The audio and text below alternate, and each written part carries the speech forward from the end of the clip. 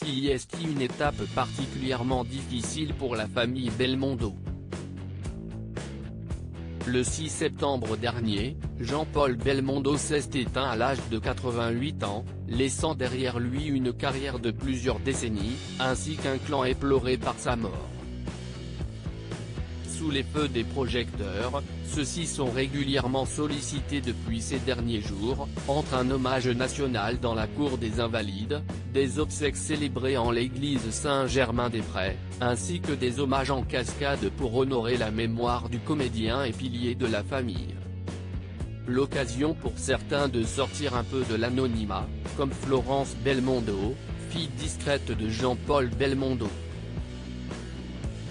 Très proche de son père, dont elle partageait régulièrement des clichés sur son compte Instagram, la sœur aînée de Paul Belmondo multiplie les hommages sur les réseaux sociaux, et ce notamment pour partager avec les fans, des moments intimes.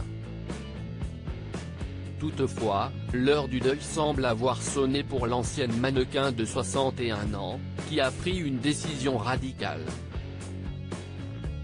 J'ai besoin d'anonymat en ce moment très difficile pour moi, donc je ferme mon compte, a-t-elle ainsi annoncé en légende d'un cliché souvenir, la dernière et une des plus belles.